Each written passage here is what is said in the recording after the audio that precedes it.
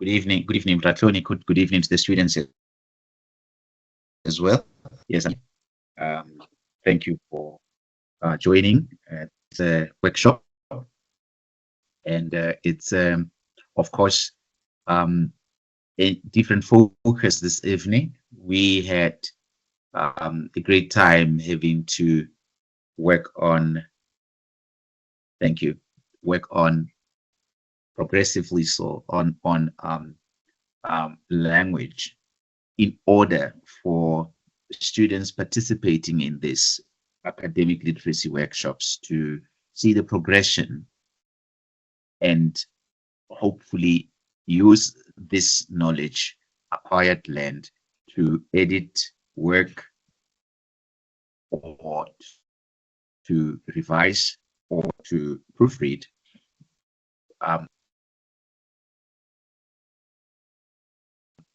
understanding the structure of the sentence and the different constituent parts, the units that are there, and how they should relate one to the other in a sentence that makes sense. Understanding also this subject predicate, understanding that there's a phrase and we can move the phrases in a sentence, and understanding that there is a clause in a sentence. You know, it's word, phrase, clause, and sentence.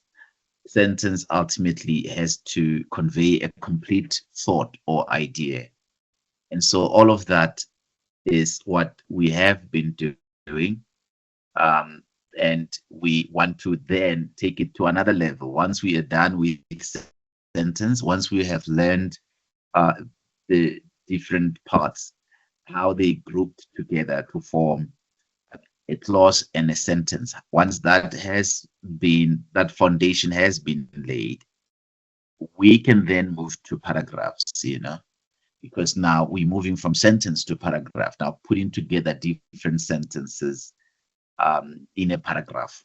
And we know how sentences are structured by the time when we get to now composing an extended writing a piece.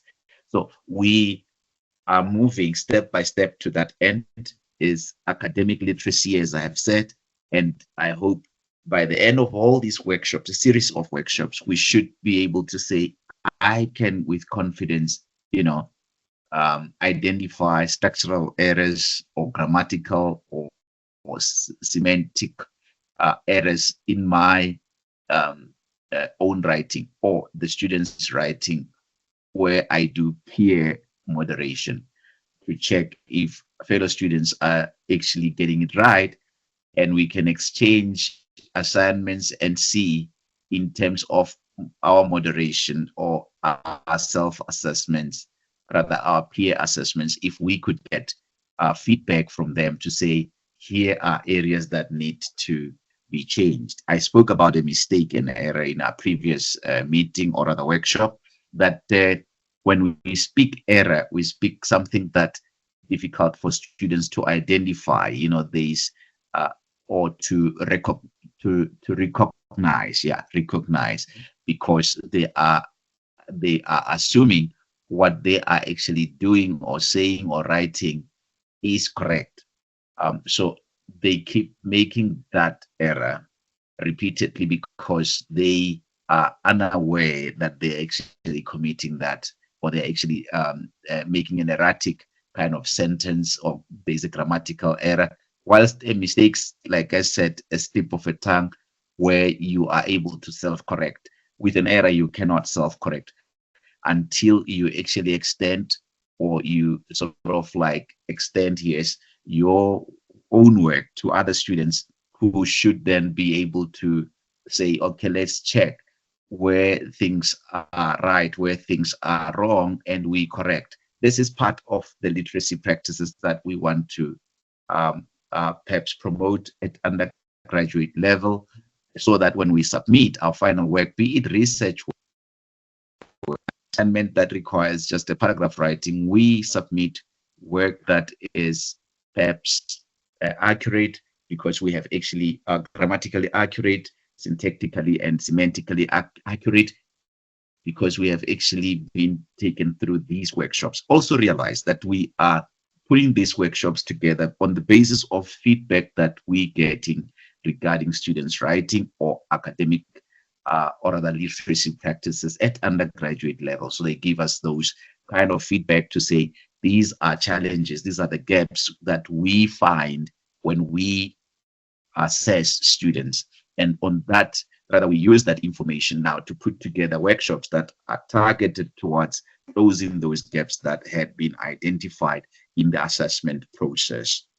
So yes, I want us now to move forward to work on the other phrases. If you remember, in our previous meeting or workshop, we spoke of noun phrase. Those who were there, they will remember very well. If you're not there, there is a recording of the last week's workshop on noun phrases. You know, very important to note that there is perhaps resources available for you to catch up on workshops that you may have missed. Some of these workshops, as we present, you need some sort of assistance from the previous presentations to connect the dots. Right, so let's move this evening with another phrase. Remember, we worked with words, now we're working with phrases, and we know what a phrase is. You know, we said a group of words which do not consist of both subject and verb, right? It's a phrase, right? But if there is a group that consists of both subject and a verb, it is no longer a phrase, but a clause, all right? So that's the difference we had or learned in our previous interactions around sentence structure or language systems and sentence structure, right? So let's move forward and build on what has been laid so that we say it is worth the time put into this workshops, attending and spending the 2 hours listening and answering and asking. It's worth the time. It's time well spent. This is what we want to see happen when students come out of this, that they can say, I vouch. That has been very helpful kind of learning experience, and I can do these things now. Remember, we are working towards producing this. It is language systems and sentence structure 2. We are working towards this. If you look at the last bullet, it says narrative, argumentative, persuasive writing of your own. So if this is a text, you know, that consists of more than 2 sentences, when you do argumentative and persuasive writing, or even discursive or expository writing, the last bullet, you use sentences, you put sentences together in a paragraph. So we start you with words, we move you to phrases, and escalate phrase to clause and broaden it into a sentence. Now, we want to combine all of that into a paragraph. And a paragraph also has to be organized. Hope you see the connections. And ultimately, have you write these paragraphs, you know, and do so effectively. Okay, so let's take you through the learning objectives for this workshop. We identify verb phrases and explain concordial agreement. You know, you can identify noun phrases because we said we replace noun, they are replaceable noun phrases in sentences with a pronoun. You can do that. As long as you cannot do it it means it's not a noun phrase. Remember, there are three parts to a noun phrase: one, pre-modifier; two, noun, head noun; three, post-modifier. That can actually extend beyond just one line, just a noun phrase. It can be as long as even two lines in a paragraph, But all of that can Mr. Ruben, re- sorry to yes. interrupt. I think it will be actually beneficial if you can give us maybe one example of a noun phrase, if possible. Okay. All right. Okay. Oh, you're taking me back to Not really back, but because like can say, well, this is a noun phrase. Reason being, we say it's a noun phrase because X, Y, okay, in look Z. at this. Just to recap, remember, sometimes we don't always learn by just going on, but we also learn by building from previous Looking knowledge. back. Yes. Thank you very much. I agree with you 100%. Okay, fine. I agree with you. Perhaps to look and accommodate, although we have that, you are correct that we learn by looking back in order to move forward. And we draw on previous knowledge in order to move with speed uh, towards learning new knowledge or new information. I agree, and you are quite right. When I say noun phrase, you need to know what is this that we are talking about. Just to refresh or recap on what has actually happened previously. I won't be inflexible. I want to be flexible to accommodate all suggestions as long as they are practically attainable. We should accommodate such suggestions that students make. I want to share a slide on noun phrase. Remember, we are moving into a verb phrase. And Godfrey, if you remember last question, in the not last question, there were other questions probably after that, or even before that, that we were identifying the head of the the head of the predicate as a finite verb, a verb that has number. It has, if you remember from that. But then you also were able to identify other verbs in a sentence. And we said there are different verb phrases and they play different role in a sentence, right? But how does that now build into the bigger picture of academic writing, writing at this level? All of this, how does it actually work? We want to allow empower students to be in control of what they are actually doing. You said verb phrases. I want to share a slide on that, not verb phrases, like noun phrases, noun or noun phrases. I want to share a slide on that, so that when um, um, we move quickly into verb phrases, we can see that actually this is how this connects together. Okay, so we have this, which I'm going to share. Remember, we know how words are formed. We spoke affix, prefix, suffix. We spoke morphemes, all of that in word formation. And and then we then said, okay, from a word to a phrase, um, and then from a phrase to a clause. Structure of the noun phrase. Now, what is a noun phrase?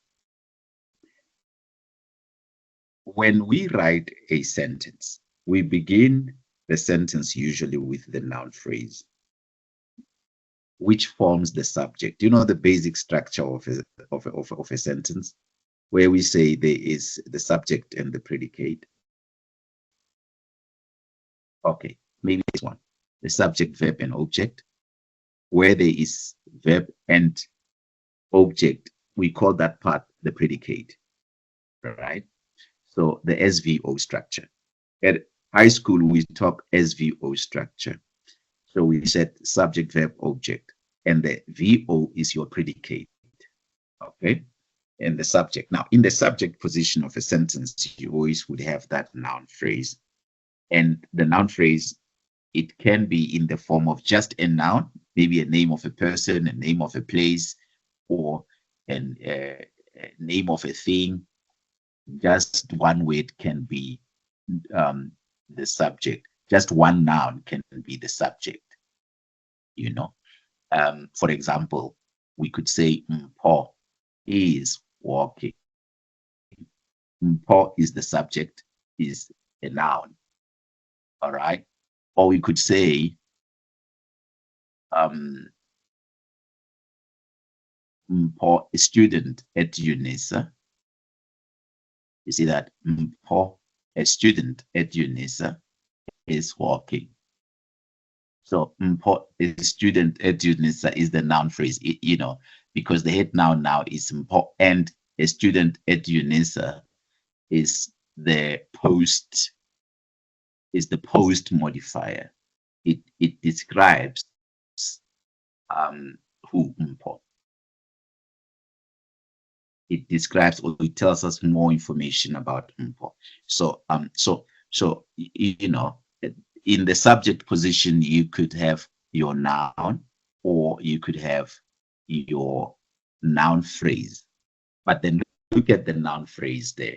What forms a noun phrase are key modifiers, the head noun, and the post modifier.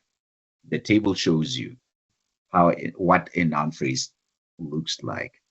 And besides these pre and post modifiers, you could have the subject consisting only of a noun without pre or post modifiers. Like I said,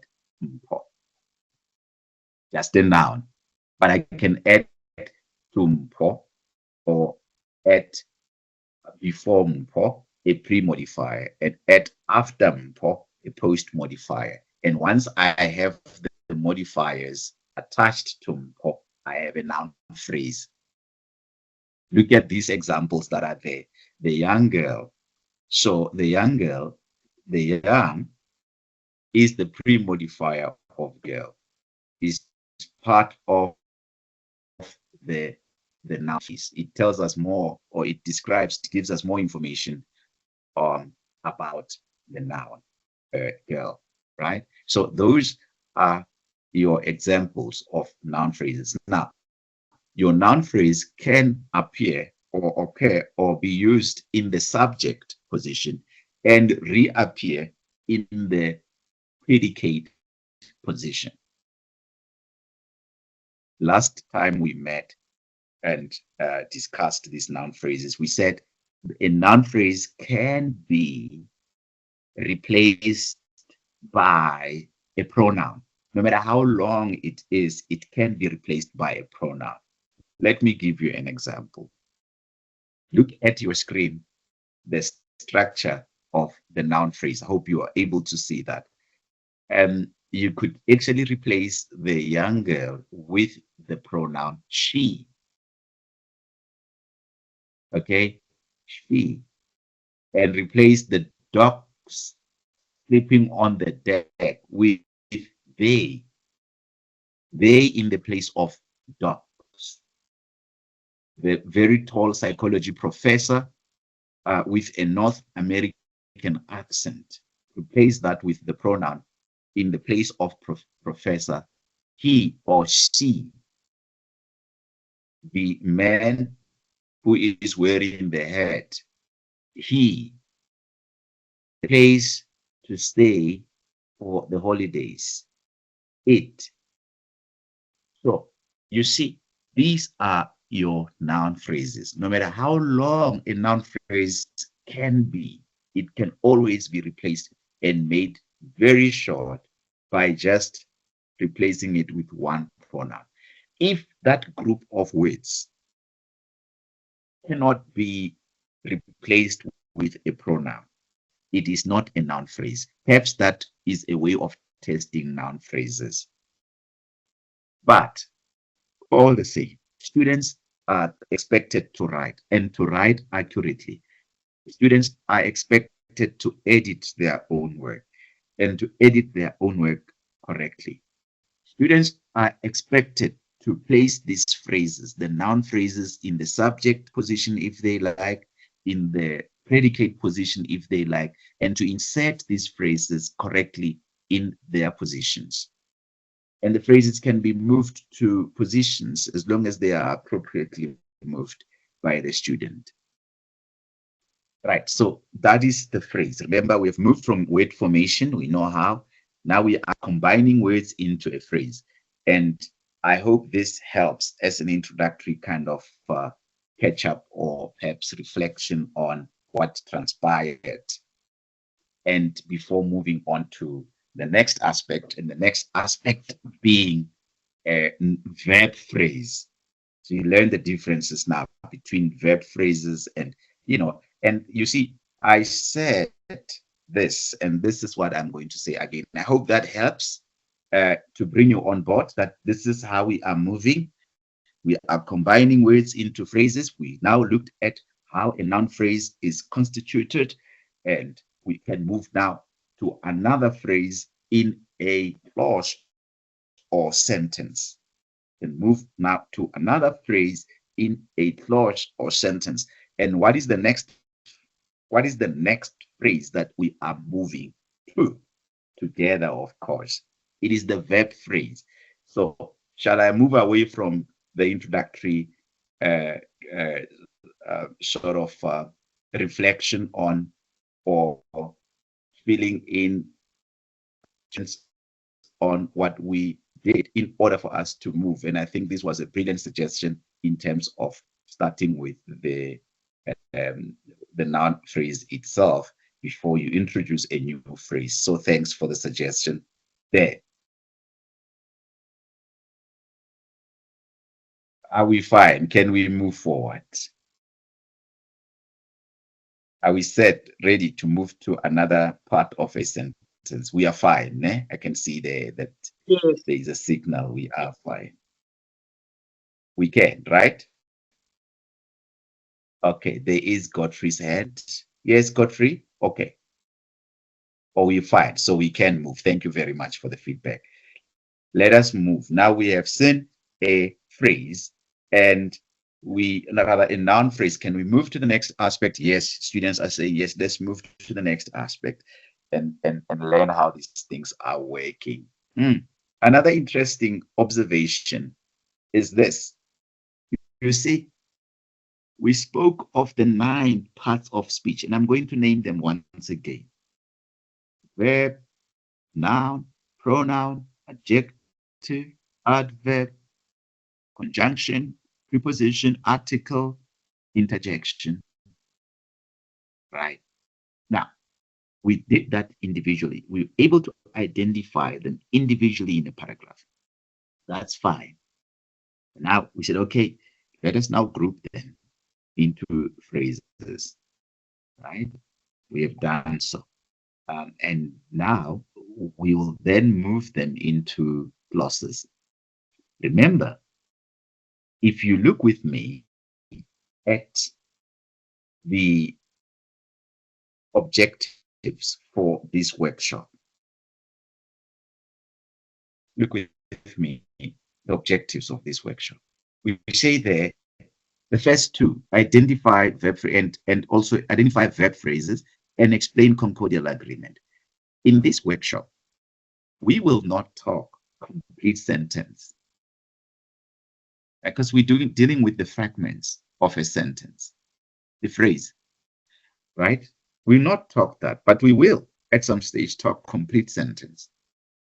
I mention it so that it is uppermost in our minds that we are moving towards this point where we construct in accordance with the topic a structured sentence.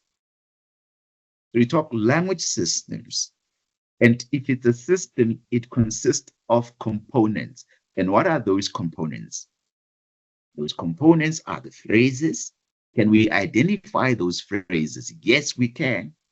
How so? We know there is something called noun phrase. Okay?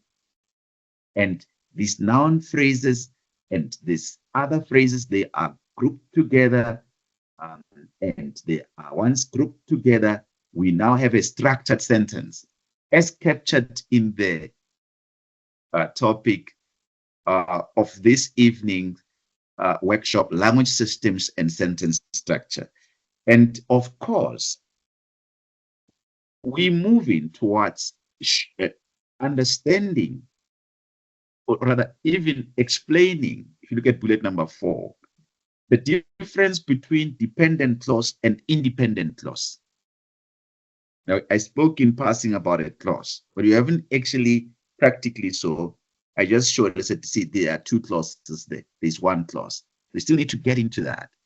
And now, this is aligned to grammatical accuracy that we want students to achieve or gain through these workshops so that they can have structure. Those errors that are there as part of feedback, we hope they will be removed. We hope they will be removed. Distinguish between simple sentence, and I want students to make deliberate choice to say, in this essay, I'm using simple sentence, and for this reason. I'm using complex sentences for this reason, or a combination for these reasons, and I can see them. I'm in control. Because I know, yes, I can write a sentence, but can identify the sentence that I have written and make a choice. I mean, when you write a poem, put together, construct a poem, you use sentences, you use phrases and sentences, but then you need to also be ordering the words in a manner that makes sense, right? And you will notice there that you can choose to use simple, you can use complex, depending on what you want to accomplish through that. Then you also want to, through these workshops, there's a bullet that says use the different types of sentences right in the middle. Use different types of sentences effectively in longer texts. We want to get students to do that. When they do different types of text, such as argumentative, expository writing, these are essays that students are writing, understanding also the purpose of the text that they put together and the intended audience, and also deliberately making choices in terms of what language features would they put into this text or include in this text. So let's move now to a lot of these outcomes that I have actually put here have to do with preparing you to see the, beyond the horizon of verb phrases, beyond the horizon of verb phrases. So beyond that, this is where we are going. We're not stopping here because we are building towards the roof. And this is just not a ground floor building. It's a multi-storied building of that would lead to extended writing, paragraph writing, essay writing as part of the academic literacy project. So that is where we are. Right. We then move to this next slide. Phrases and clauses, right? To say bullet number 4, a clause is a group of words that contain a subject and that contains a subject and a verb. And we said that. Whilst a phrase, a group of words, but it doesn't contain a subject and a verb together. All right. So that would be a phrase. So we dealt with noun phrase, and I also shared with you that slide on noun phrase. Let's move to another phrase that forms part of the sentence structure. We have, if you look at those 5 phrases, these are the 5 phrases that we have. Noun phrase, verb phrase, adjective phrase, adverb phrase, prepositional phrase, group. Those units grouped together, right, into these phrases that we have. Let's now move to the next one. So we must cover all these phrases that you see there. Then once we have covered these phrases, we now are ready to move to a clause and have a complete sentence. And then we have here the verb and verb phrase. Let us look at this. The verb and verb phrase. We know a verb to be an action word in a sentence, but look at the first bullet. It says the core element of a sentence or a clause is the verb core element. A verb phrase or verb phrases are groups of words which take the function of a verb in a clause. They take the function of a verb in a clause. Verbs and therefore verb phrases form the head of the predicate of the sentence or clause, from the head of the predicate. And these verbs and verb phrases, these verbs that form the head of the predicate, they have what? Number. They reflect the number in the subject and the tense as well. They can change from one tense to the other. These verbs that are heads of, that form the head of the predicate, rather, they are the ones that can be changed from one tense to the other, etc. But others, they cannot. Well, there are different forms of verbs that you can see there on your screens. We have about 25 slides. I'm on slide number 6. Right, look at those forms of verbs. You have the verb to be. You have other verbs that you can see as examples there on your, or rather, in the slide. And you also now are expected to do the following: identify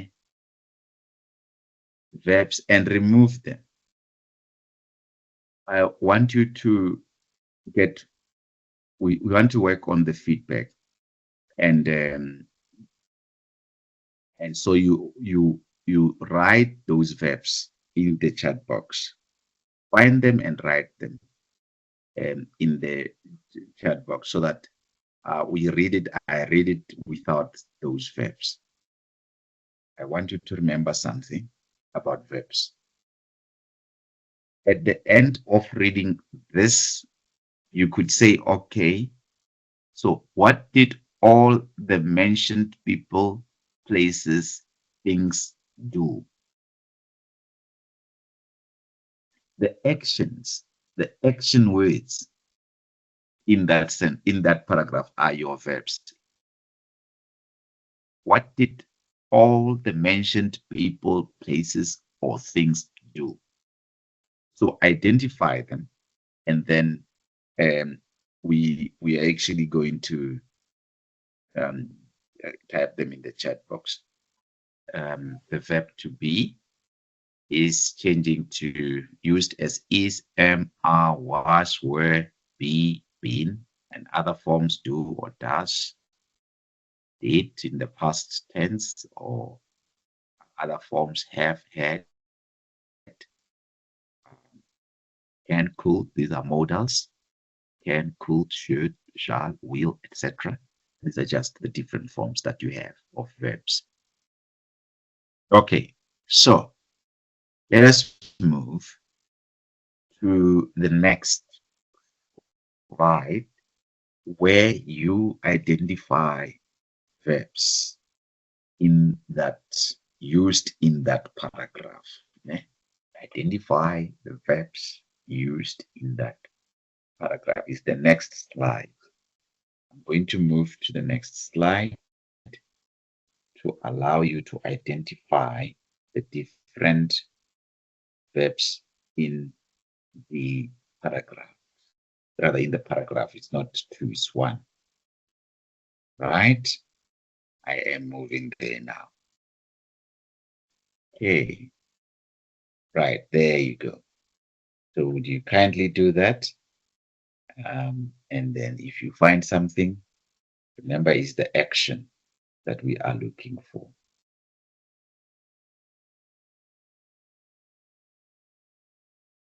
Right. So, Godfrey, ran, providing arrived, mind, inhabitants. So you identified 1, 2, 3, 4, 5. Right, let's see. See, there are students typing. Thank you. The action in there, the action in the sentence, the action performed by the subject in the sentence or in the clause. Okay, so I have how, abounded, ran, providing, came, arrived, mind. And these are the actions that you identify in the paragraph. Okay, and I see there is also LCB Tumelo Tema, abounded, ran, providing, came, arriving, or rather arrived. I suppose it will be arrived. Okay, it is Bongile Shabangu, ran, arrived, providing, came. Okay, Ashido just gave it to us without those verbs. Let's see. The region, the region with all types of game, plants, birds, and insects. The rivers full for the needs of these early inhabitants. Something is missing. Can you hear? There's no action. Later, the first of Nguni people who with heads of cattle and red ochre in the hills of South Malilani. Thank you, Mpoto, Mashilo. I can see there is no action at all that is taking place. All right. Um, uh, so indeed, Smangele Dlamini abounded, ran, providing, came, arrived, mind. Correct. Right. You have correctly identified the verbs in the paragraphs, and much appreciation. Indeed, when you look at that paragraph, the region abounded, or you could say the region abounds. You see, it allows you to change from one tense to the other with all types of games, plants, birds, and insects. So abounded is our first verb. The rivers ran. The rivers ran. So ran. Ran is another verb, is the second verb. Providing, the rivers are providing for the needs. So providing is yet another verb of these early inhabitants. So with the third verb, providing, and the fourth, came, later came the, that's the action of coming, came the, so it's the fourth. And the fifth, who arrived. and um, and mind correctly. So those are the verbs that you have actually identified there. So if we say early inhabitants, there is no action, unfortunately, in the word inhabitants, but it is the name um, of um, not of a place, name given to people who stay in a place, inhabitants. So it's the name, the naming word is a noun, not a verb. Fine. So we have But Ruben, understand. Yes. since they are staying there, are they not doing something? That's why they are being given a noun as inhabitants. Okay. Let me read it again. Providing for the needs of these early inhabitants. Okay. Let us analyze it further, Godfrey. Um, remember, when we identify these verbs, if a sentence has two verbs, it means it has two clauses. For example, later came the first of the Nguni people. That is a clause, all right? Who arrived. There's another verb, arrived. So I have first verb came, the second verb arrived in this sentence. Do you agree? Yes. Later came the first of the Nguni people who arrived with heads of cattle. And mind, another verb. In fact, is more than two. Red ochre in the hills south of Maliland. So there's three verbs. So what type of a sentence is this? Three verbs. Clearly, these verbs can change from one tense to the other. No, oh, uh, yes, all of them. Came can change to comes or come. Arrived can change to arrive, is arriving. It depends on how I want to change it. It clearly means the same we can do with mind. It clearly means that these verbs, they have subject, they have number, and they also have tense. Thus, they are the heads of a predicate. Therefore, in this one sentence, based on those three verbs, we have three clauses. What type of a sentence is this? Is the question. We are not yet there. It's a long sentence and it has a name. It has more than one clause. There's three clauses. There's multiple clauses in it. All right. Is it simple? Is it complex? Is it compound? Is it compound complex? We'll answer these questions when we get to the section where we deal with that analysis. Add to early inheritance. If you look at the word inhabitants, it is the name given to people who stay in a place. A noun, in simple terms, is a naming word. Okay, a noun is a name of something. It's a name given to something. It's a naming word. If I say it's the name of people who stay in a particular place. It's not an action, it's a name. Like a name given to a place. I give a name to your place, or someone gave a name, or people gave a name to your place. And therefore, that place is a noun. That is why a noun is a naming word. It's a name of given to um, something, right? And perhaps I'm complicating it. I'm intending to clarify it. A noun, in simple terms, is a naming word.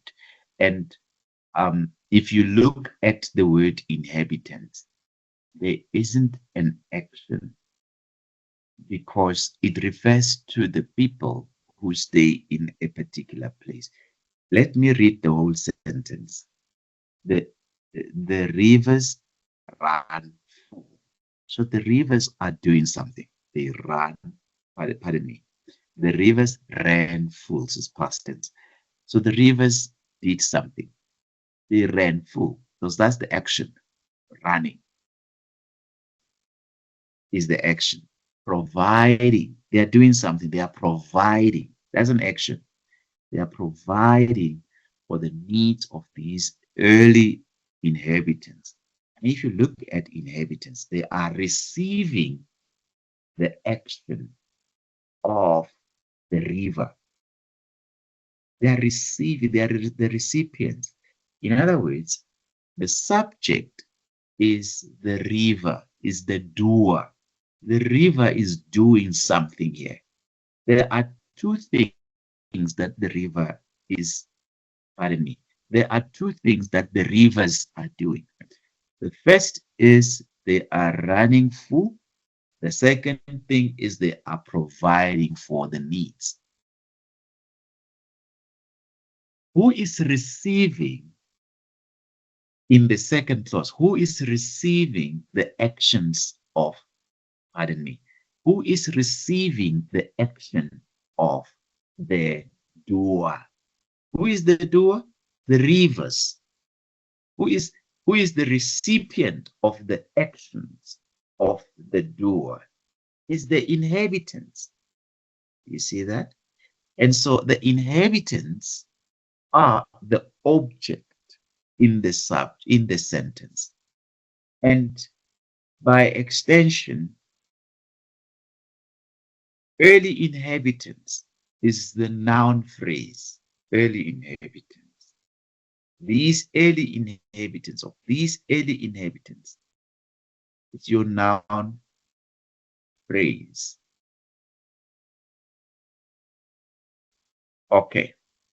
In other words,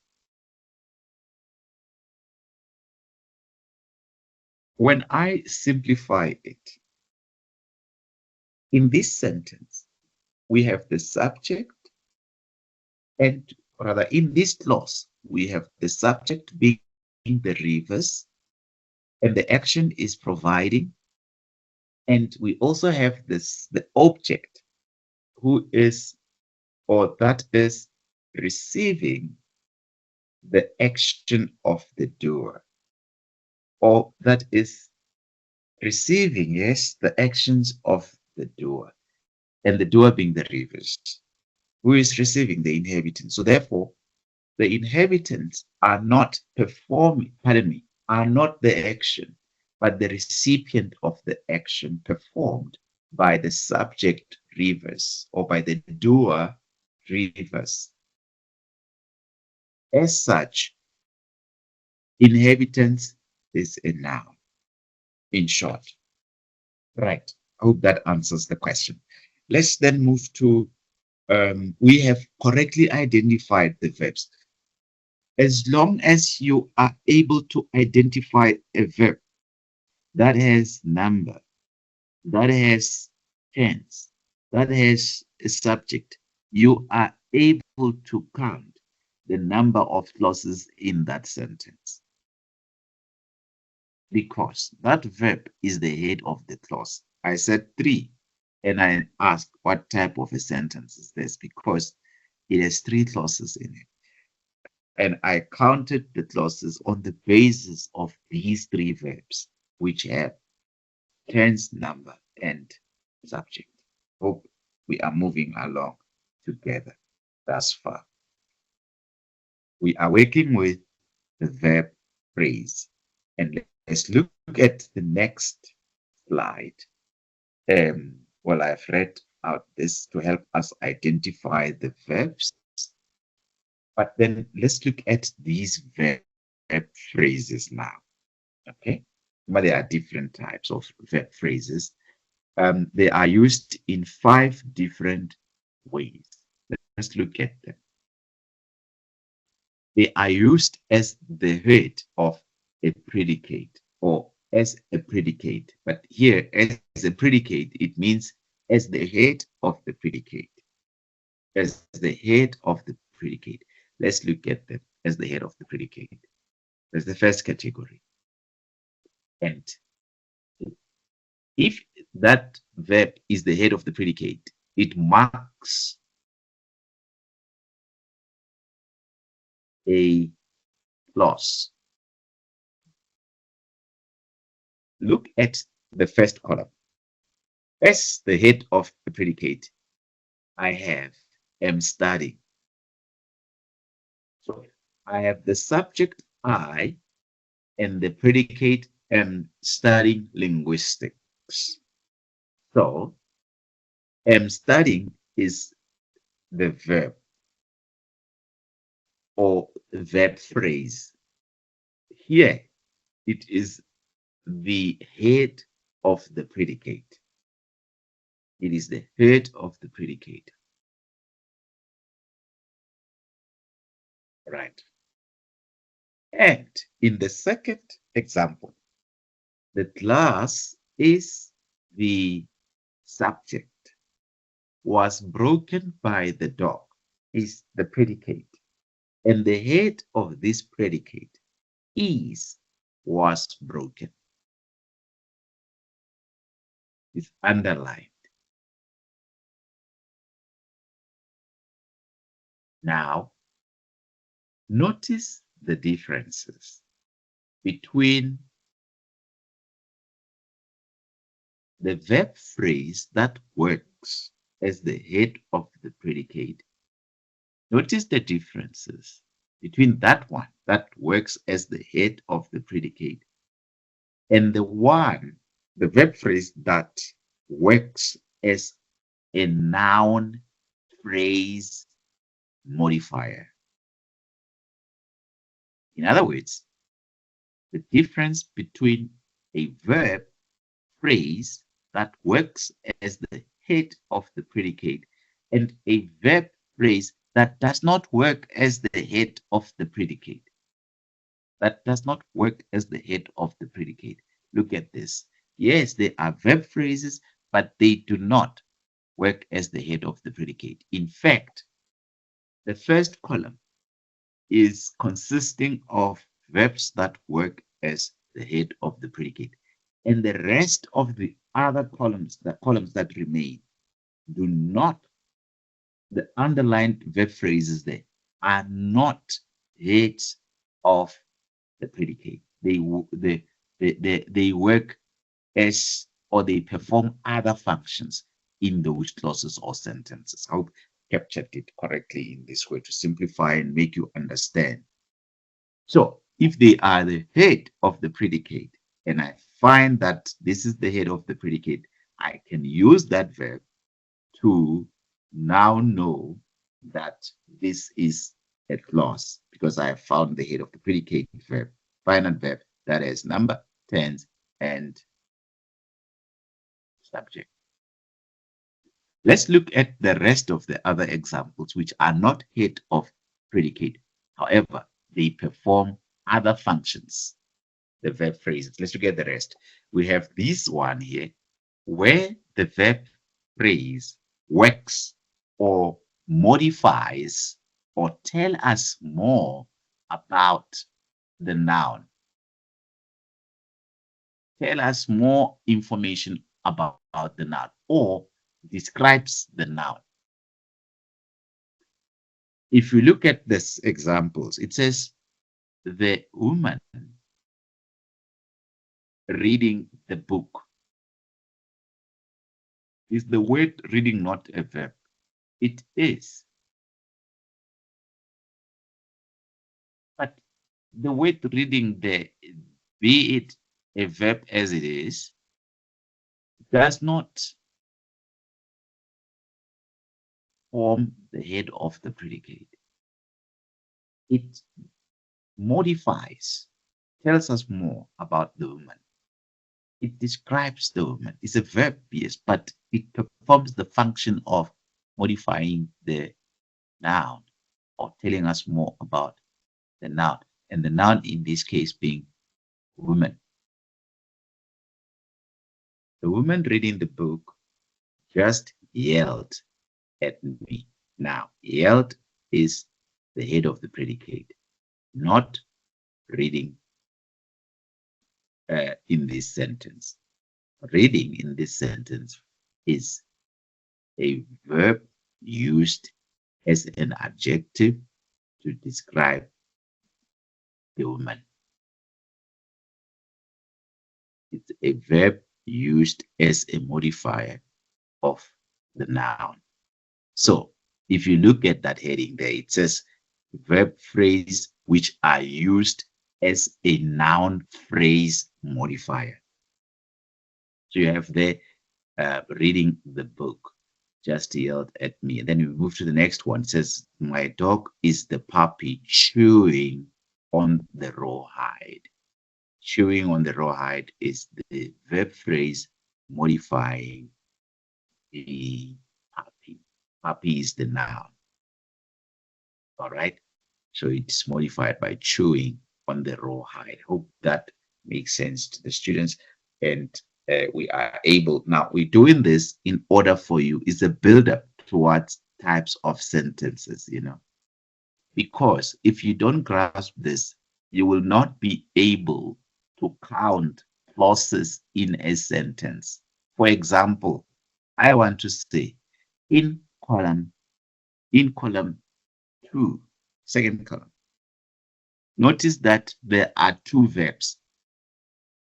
It doesn't mean we have two clauses. We still have one clause. Hope you understand. Why? Because there is only one verb, which is the head of the predicate there. And that one verb is yelled in the first example. In the second example, that verb is. My dog is. So the second verb, chewing, is not the head of the predicate. It is a verb phrase that describes the noun. Which noun? Puppy. You see, so we still have one clause in the two sentences examples given in column 2. Do you understand? Otherwise, you might think if I look for verbs, and when I find a verb, it means I have a clause. We have a wrong understanding. Otherwise, we're going to have a problem identifying the type of sentences if we cannot see the role of verbs in a sentence, that we have different types. There is one that is the head of the predicate and is the one that we use to count the phrases, pardon me, the clauses in a sentence. Am I complicating it? And or are we following? Let's keep going. We following. Thanks, Godfrey. I can see the signal there that yep, we are actually moving together. We are slowly moving together. I want to clarify things instead of complicating things. And why this? Because when we are able to do that, if we are able to understand the sentence structure, we are in control. We will write sentences which are grammatically correct in our literacy practices. And when we submit, there will be fewer errors or mistakes. Let's make these connections possible for the students to see and realize where we are headed to in these presentations that we have, right? I want to get back to this slide. Right. So we get to the next example, column number 3, going towards the right.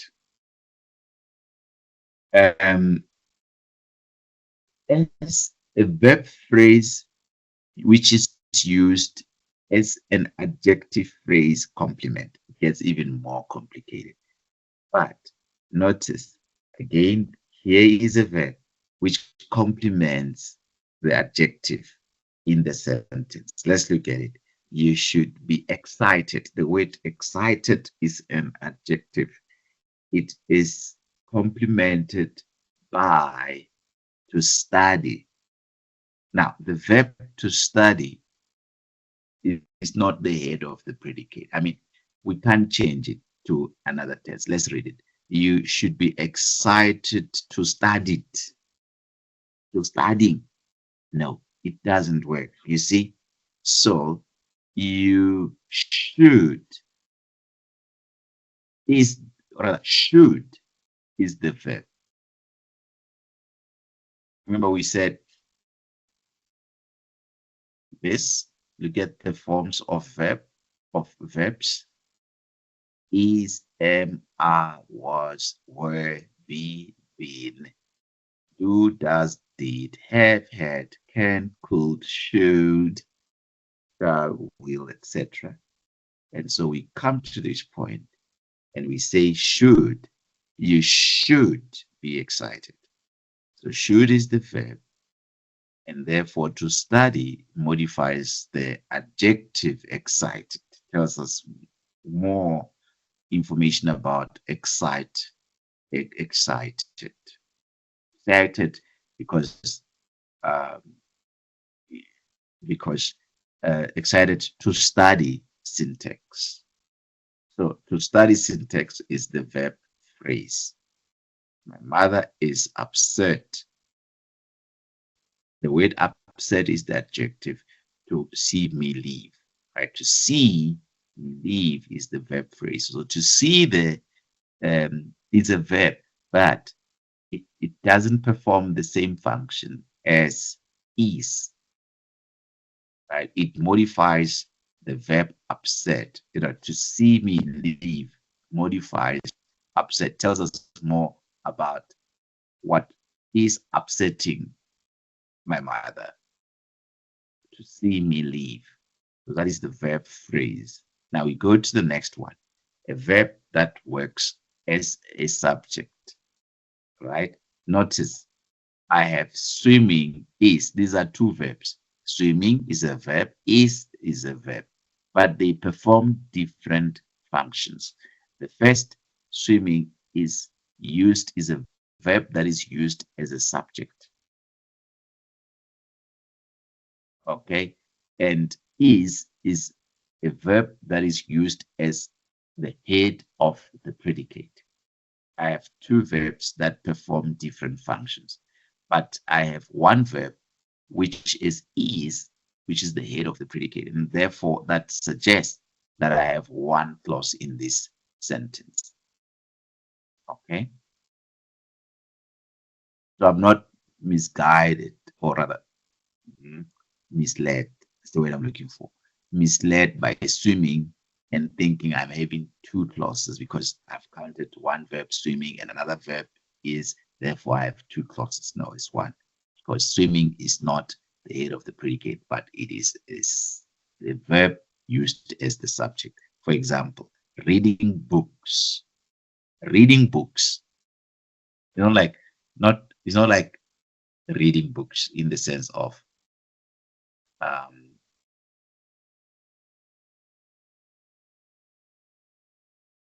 there is reading books, books that you use for reading, the reading books.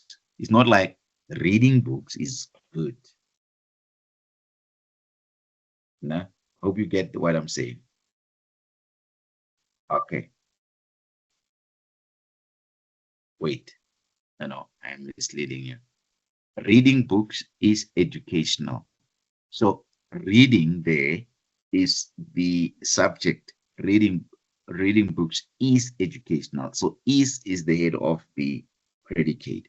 So reading books is the subject in this sentence.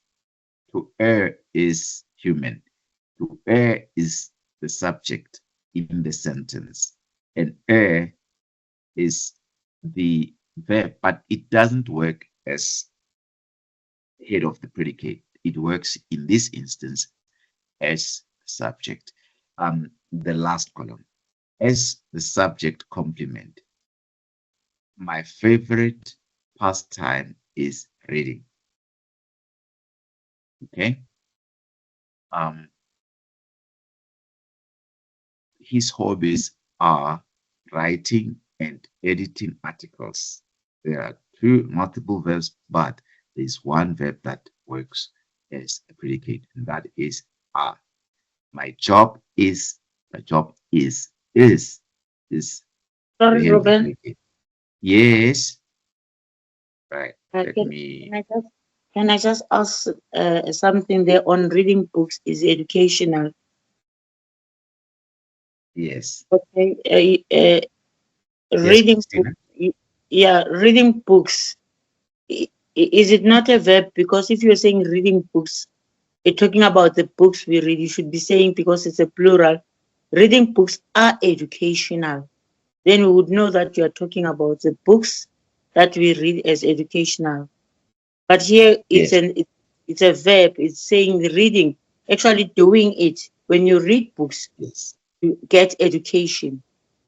That is very correct, Christine. That is why I corrected quickly and I said Oh, it okay. is not reading books. It's not like describing the books, you Okay. know, is the action of reading is educational. Reading is educational. In fact, let me just say reading is educational. Okay. Then it captures your point, Christina. So you are right. Thanks. Thank you. Right. Then we move to the next one, and that is as a subject complement. My favorite pastime is reading. I've said that. His hobbies are writing and editing articles, and that is writing and editing articles are complement subject complement. They complement the subject hobbies. Uh, that's writing and editing. It's the hobbies, isn't it? They tell us more about the hobbies. Um, and then my job is to repair damaged books. So the the subject is job, and it is complemented by the job is to do what? To repair damaged books. So it complements the subject job, right? To repair damaged books. So don't be confused by several verbs being used in a sentence. Develop the skill to identify the different verb phrases used in order for you to be able to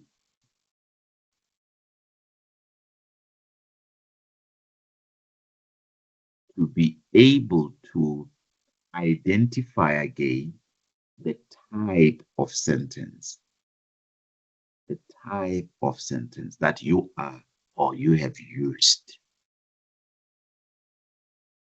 Um, I say that because you are likely to be confused by the multiple verbs that you yourself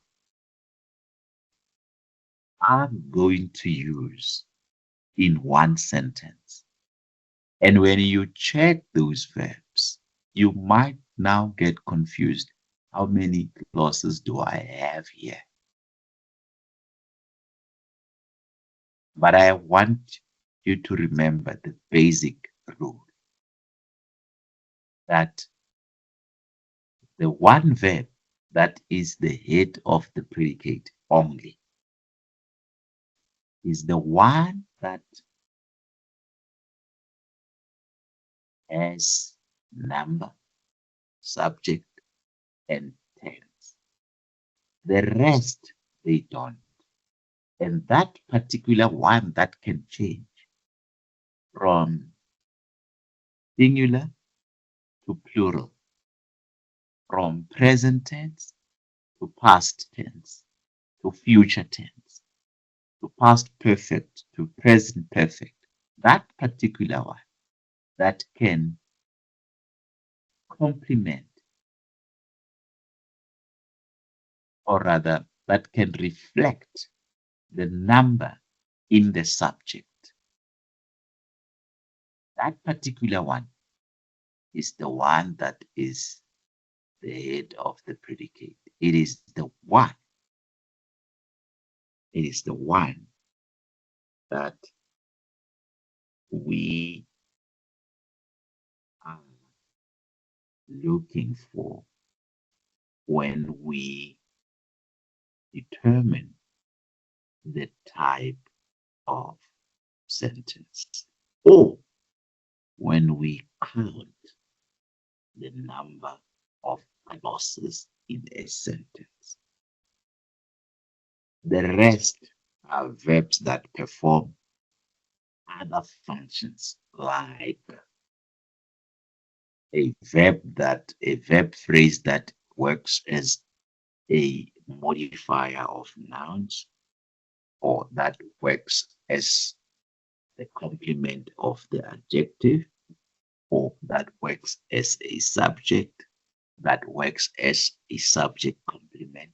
You see? But the first column as a predicate is very key. Now, when you are able to do that, you will be able to split the sentence. You'll be able to do things with your sentence. Okay, you'll be able to do things with your sentence. You are in control. You can say, okay, I want this sentence to be this way. I want to break it here and then continue like this. You are in control, and you know what you are actually, in terms of the sentence structure, in terms of structuring your sentences to express your ideas even more powerfully, imaginatively. To do that, you can, if you can play with clauses, if you know the sentence types that you are working with. And to know the sentence types, you need to know the different types of verb phrases, or the different ways of that, um, uh, the different ways of the workings of a verb phrase, and understand that it works as a predicate. That phrase, it works as a noun modifier, complement of adjective, subject, and subject complement. All of that. However, we are not confused, because we're looking for this particular one that helps us know the number of clauses we have in a sentence. Hope that makes it clear, and it helps us have a very firm foundation in terms of the sentence structure, right? Then we can move. Now, there's something called subject verb, you know it, subject verb agreement. What does that mean? The subject number should agree with the verb number. If the subject number is plural, the verb should also be in plural. If the subject number is singular, the verb should also be in singular. We call that subject verb agreement. And other sentence structural issues. Let's look at the statement given there. We mentioned earlier that the verb has to agree in number and tense with the subject. Okay. Okay, there's a question in the the chat box. Is excited not a verb? No. If you say I am excited, you are describing yourself. I am happy, you know. I am sad. So it's an adjective um, that describes the subject. Yes, you are correct, Christine. It is an adjective that describes the subject. Fine. So we covered that one question. Then we go to uh, so we go to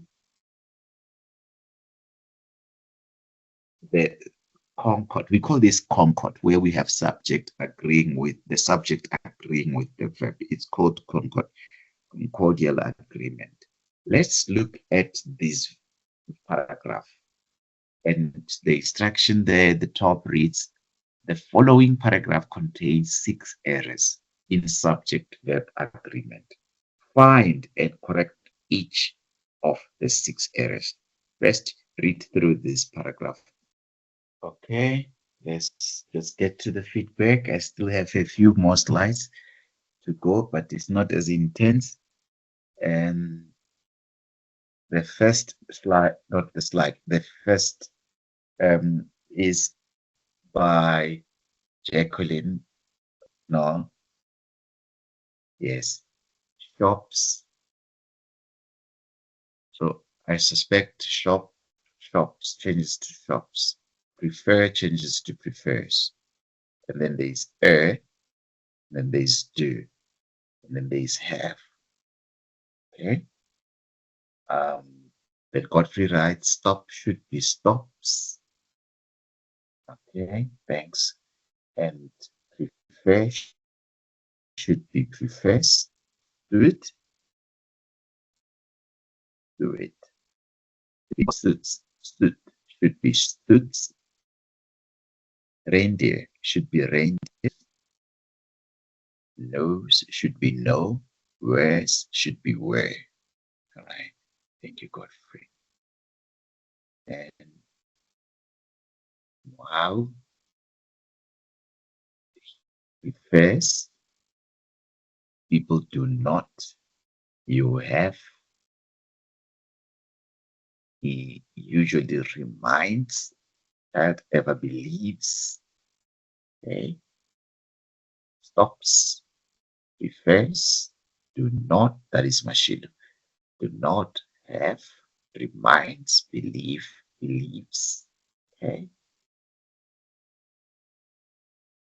Okay, there's a correction. So it should be stops, not shops. Thank you, Jacqueline, for the correction. Christina rather. Stops, prefers, does not understand. Okay. Whether you have a chimney or not, reminds, believes. Okay. Thank you very, very much, Christina. When we get to the solution part, it will be more of you now checking yourself against the answers that you will see. Shalang writes, prefers, do, have, believes. Some answers are correct, others are incorrect. But when we give the solution, you'll be able to self-correct. And Laminis Mangela writes, prefers, do not, have, reminds. And Christine writes, there should be a before luminous. There should be a before. There should be a before luminous. Thank you. I get your point. Right. Thanks for your contributions. And let's look at the paragraph. We were identifying verbs only that are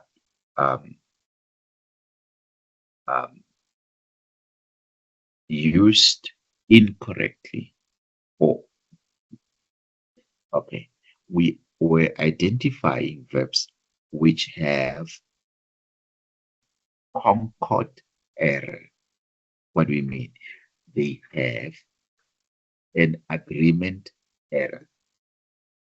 It's either the subject is plural and the verb is singular, or the subject is singular and the verb is plural. So you're trying to fix that so that if the subject is plural, the verb also is uh, uh, written in the plural form. If the subject is singular, the verb is also written in the singular form. That is the practice that we are actually doing. Let's look at the paragraph itself.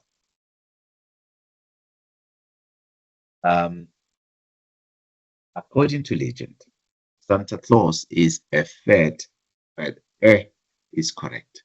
Is a fat old man who visits every house on our planet in about 8 hours on one of the coldest nights of the year. Santa, as everybody knows, stop. So you said stops. I agree because the subject is Santa and it's singular. Therefore, I must add the S at the end of stop. So Santa, as everybody knows, stops for a glass of, remember, we must find 6. Therefore, here are the 6. Santa, as everybody knows, stops for a glass of milk and a cookie at each house along the route. He prefers, not prefer. He prefers, so you've correctly identified it, to work unnoticed. So he wears luminous red suit, like suit, like a jacket and pants that match. It's a suit. Okay, so it's a noun, not a verb. So he wears luminous red suit and travels with a pack of bell jangling reindeer. Reindeer is a noun. So the reindeer is a noun. I think it's a reindeer. It's in that animal. So there are bells hanging around its neck and it's like they are jangling. And so he's traveling um, with a pack of bell jangling reindeer. You know, like that picture of your Santa and the reindeers, and they are like Christmas pictures, if you think of it. Uh, that would be a noun, not reindeer, not a verb, for reasons that most people do. So it's people. So it's not supposed to be does. No, it should be people do, because people is plural. Do is also plural. So do, okay, does changes to do, that most people do, but for reasons that most people do not understand, this jolly old man enters each house not by the front door, but through the chimney, whether you have, not whether you has, right? Whether you have a chimney or not. He customarily gives generously to children in wealthy families, and he usually reminds poorer children that it's the thought that counts. Santa Claus is also of the earliest beliefs that parents try to instill in their children. After this absurdity, it's a wonder that any child ever believes, not believe. Believes is singular, child is singular, in anything again. So this shows the 6, 1, 2, 3, 4, 5, 6 verbs, and the errors have been corrected. Simple as that. Okay, the rest is fine. So those are the 6 verbs that had concord errors. Um, so now we have corrected them. Let's look at this. Also, there is confusion about concord subject-verb agreement in these examples. The most common confusion with subject-verb agreement occurs when quantifiers and group nouns such as some, of, neither, nor, either, or, a lot of, some, team, staff, audience, etc. are used. Students don't know which um, verb to use. For example, let's do this. Is it the list of items is or are on the desk? Which one? First, you need to find the subject.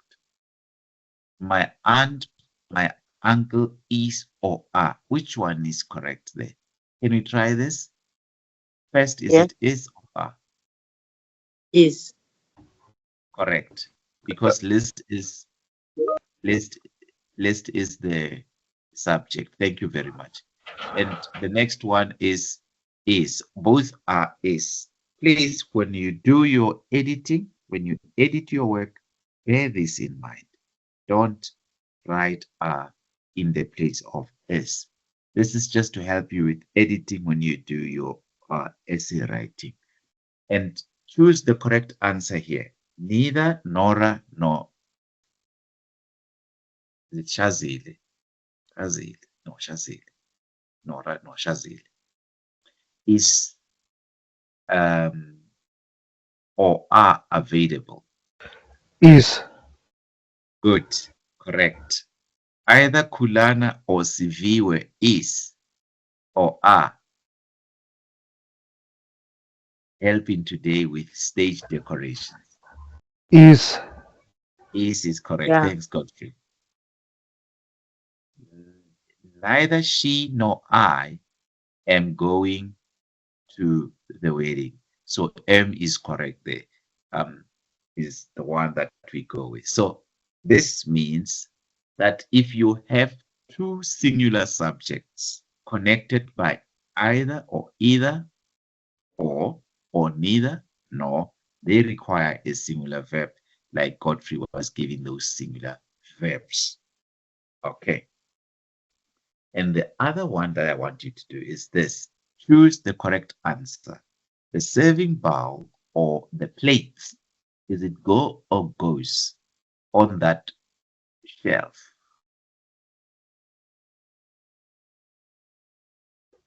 I would say goes. No. Okay, the serving bowl or the plates goes. So Go. you are looking, it should be go. Thank you. It's plural. Plates, they go. If it Yes, was the one, plates. it goes.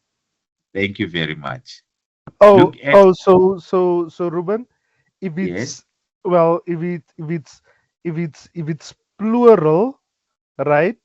If yes. it's singular, then the concord is plural. All right. Look at Am the I first understanding it subject. like that? Because the serving bowl, right? The serving bowl, the bowl Mm, is singular, or the yes, plate, right? is yes. So Goes the plate, on that the, the because plate the is plate, plural. Do you notice? yes, You notice that the plate is plural. So yes, we have two subjects. yes. One is One singular. plural and one singular. That's right. And the one that is plural. If Yes. okay, you learn the rule just now. Um, but I agree. I think it was Christina or someone who said go. I agree with go. Ne? It's not goes because plates is plural. I agree with that. And let's look at the next one, and you'll get the rule in the next slide. Neither Felix nor the others is it is or are available. Ah. Ah. ah, Good. because of others. All right. Let us look at this. What rule applies here? When a subject is connected by or no to a plural subject. So there are two subjects here. One is singular connected to the other subject, which is plural. Put the plural subject last. Put the plural subject last and use a plural verb. In other words, when you write and you have two subjects that you are connecting with or, and one subject is singular and the other subject is plural, put the plural subject last, not the other way around. Don't say the plates and the serving bowl goes. No, say the serving bowl and the plates go. End your subject with the, if you have two, with the plural one, not the singular one. That is the rule that applies. And the same with neither Felix nor the others, right? Not neither others nor Felix. No, should be neither Felix nor the others are available. That is the rule when you do your editing. Please remember that. The other obvious pattern, of course, is this one here. And this I'm just going to read straight to the students from the slide. An example here is, these are obvious patterns where you use a plural verb with two or more subjects when they are connected by and. It's plural verb. Let's look at the first one. And this is an obvious one. A car and a bike are.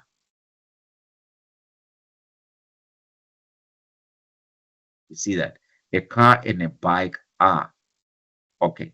And sometimes the connection and the subject next. Sometimes the subject is separated from the verb by words such as long as along with, or as well as, or besides, or not.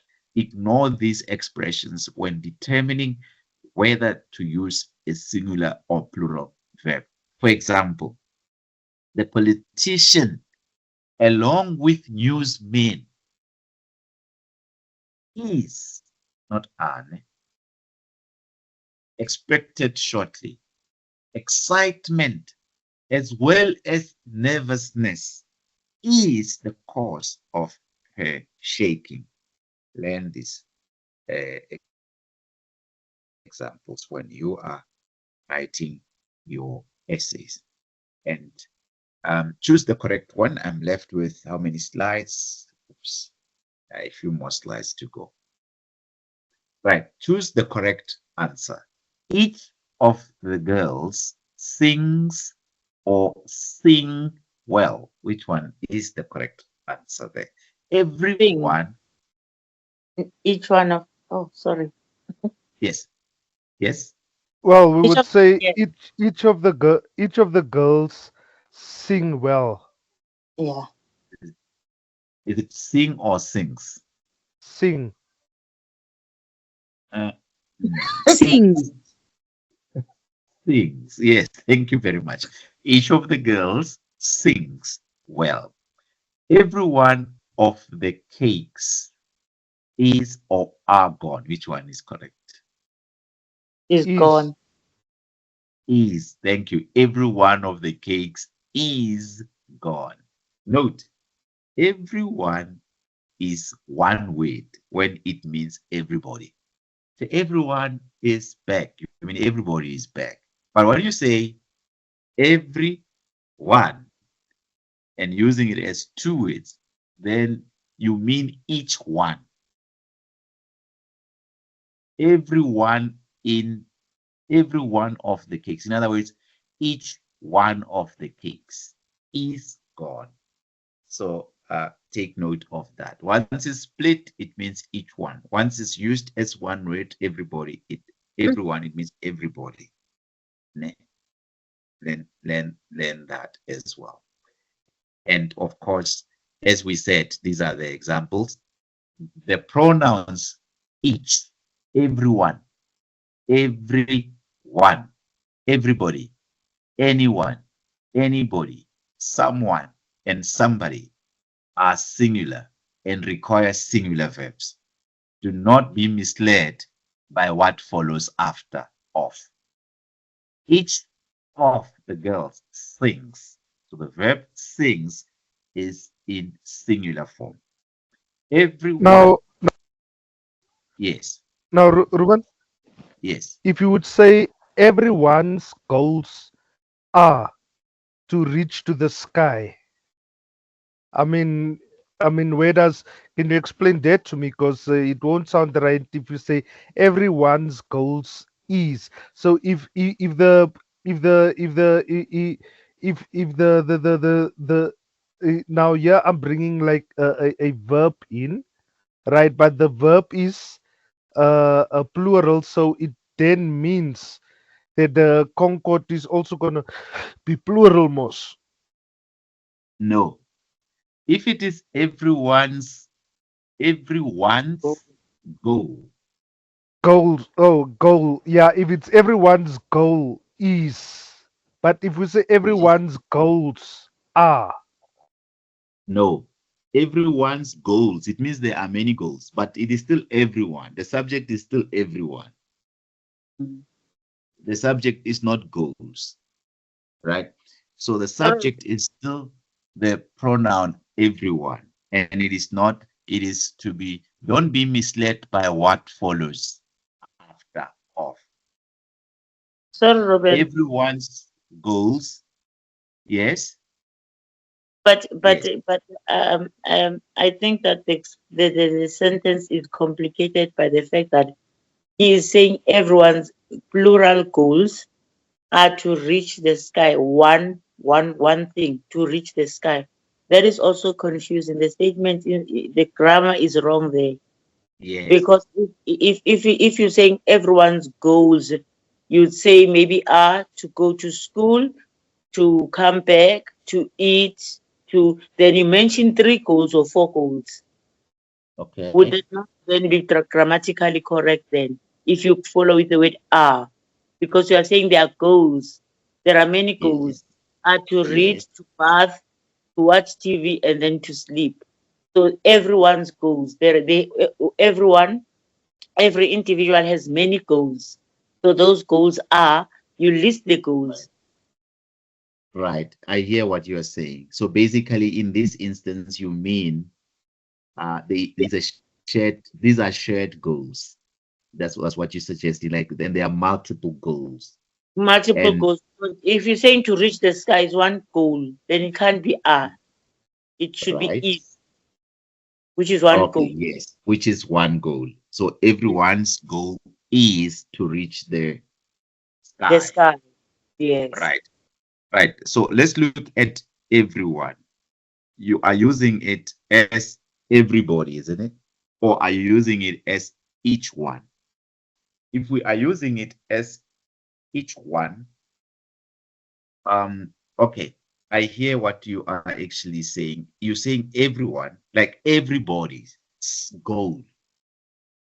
But when you say everybody's goals, um, and you are actually moving, you what you have done, you've moved shifted the subject from everyone, and you are using everyone to tell us about the goal. And the goal in that instance, because um, the goal in this instance is the subject, not everyone.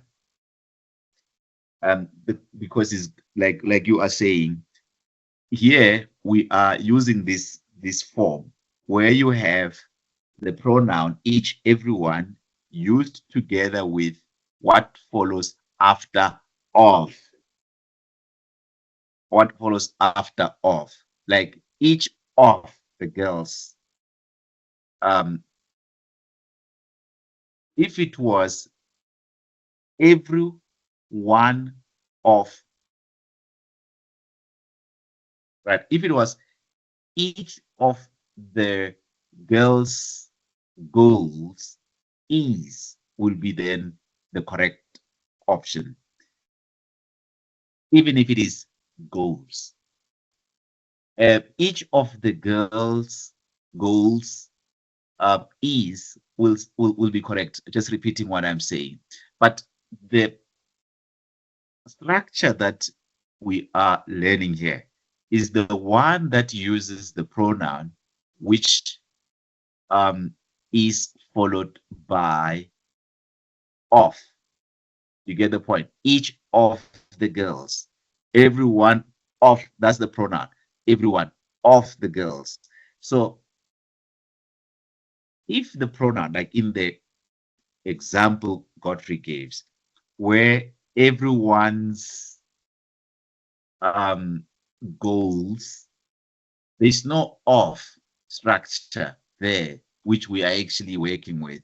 What you are actually doing, you are saying, you are using the pronoun to actually modify the noun goals. And thus the noun goals is in the subject position, like everyone's goals, right? Um, um, am I capturing it correctly? Everyone's goals are these, and you give us the number of goals that they actually. So you are, Christine, I think it was you. I'm not able to see on the screen. You are actually saying this might be grammatically um, incorrect. Can I, looking at the time, not spend a lot of time, elongate it? When we start on Saturday, can I start with that and then clarify it, and not rushing it through to indicate what Godfrey's input, rather suggestion is? Everyone followed by a noun without the use of the preposition of there, what is at play. Using, in other words, using a pronoun, each or everyone, and followed by a noun, and not using the structure of or preposition of, as we are trying to actually get that structure here. What would then be the correct way to put it, and to try and explain it in a much more clearer manner to the students? But we are not yet at the point of explaining a complete sentence, not at the point of identifying dependent and independent clauses, simple, compound, complex sentences, compound, complex. We're not there yet, but we are getting there. As long as we capture correctly the phrases and have them clear in our minds, what are these phrases, identify them, and then move them correctly in the sentences. If we are able to do that, we are now ready to then work with a clause, work with a sentence, and name the types of sentences that we are we have, or we have used. For now, it's important to realize we've done noun, rather verb phrases, not noun phrases, verb phrases. Very, very important to realize this is what we've done together with noun phrases, which we've done before in the other workshop. So we will start with the verb phrases definitely in our next workshop to sort of, as we sort of look back at what transpired in this workshop that I am presenting to you, and try to close whatever gaps that may exist, or that may actually hinder our understanding of the other phrases that we will be discussing: adjective phrase, adverbial phrase, prepositional phrase. Those are the three other phrases that we have. We might insert after those phrases a clause and a sentence time allowing, is my plan to insert them so that we have the holistic picture now of a sentence there. Very important verb phrase that is the head of the predicate is very important in us counting the number of phrases, rather the number of clauses in a sentence. I'd like to close it there and say thank you very much for attending. We will see you on Saturday. Thank you and good night. Good night. Good night. Thank you, Ruben. Good night. Good night. Good night.